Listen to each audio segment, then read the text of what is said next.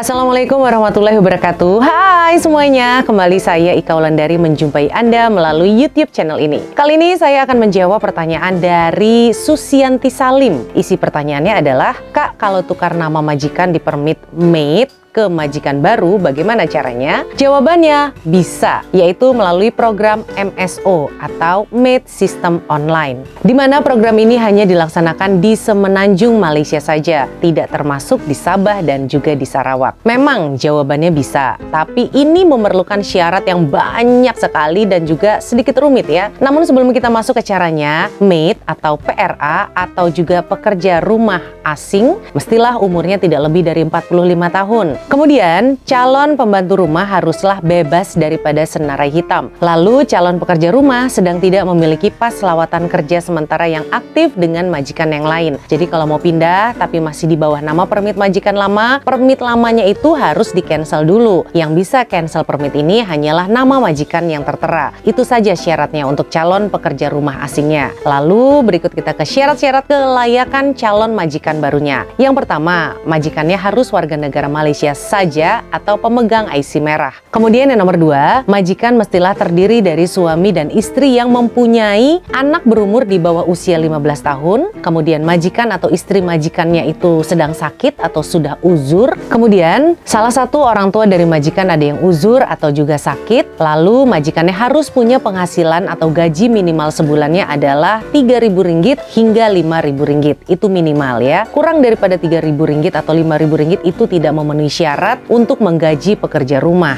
Duit 3.000 gaji orang. Kemudian syarat yang terakhir adalah majikan hanya boleh punya satu pekerja rumah saja. Kalau di rumahnya sudah ada pekerja rumah, sudah tidak bisa ngambil yang baru. Tidak boleh punya dua ya. Kadang-kadang pernah nggak sih ngelihat artis-artis Malaysia itu punya pembantunya 3, 4. Nah itu kira-kira yang punya izin menjadi pembantu rumah itu berapa tuh? Karena kan di sini peraturannya hanya satu saja yang boleh mendapatkan permit. 3 yang lainnya atau 2 yang lainnya ya nggak tahu deh. Oke, setelah semua syarat untuk pekerja rumah dan juga calon majikan barunya sudah lengkap, lalu majikan harus membuat permohonan secara langsung melalui website maidonlineimi.gov.my. Lalu ada pertanyaan, apakah calon pekerja rumah yang berada di Malaysia layak untuk dijadikan pembantu rumah? Jawabannya iya. Dengan syarat calon pekerja rumah tersebut berada di sini atas pas lawatan sosial yang sah dan masih berlaku. Kalau sudah mati, tidak boleh. Lalu syarat lainnya yang perlu dipatuhi oleh majikan adalah yang pertama, majikan perlu membayar uang cagaran seperti yang ditetapkan yaitu sebesar Rp500. Kemudian yang kedua, majikan juga perlu membeli asuransi kecelakaan dan juga kesehatan kepada calon pekerja rumahnya yang baru dan dikemukakan semasa majikan hadir untuk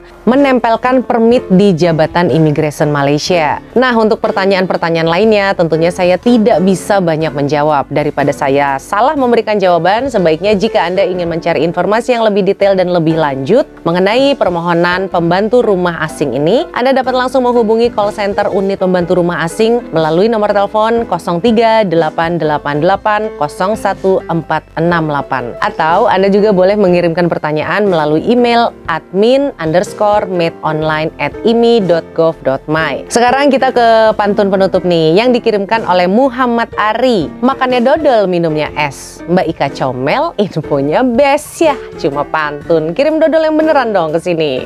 Oke, sekian informasi kali ini ya. Mudah-mudahan ada manfaatnya. Memang informasinya tidak terlalu detail, karena untuk detailnya Anda bisa langsung telepon ke nomor teleponnya Immigration yang sudah saya sebutkan tadi. Saya Ika Wulandari mengucapkan terima kasih. Wassalamualaikum warahmatullahi wabarakatuh. Bye.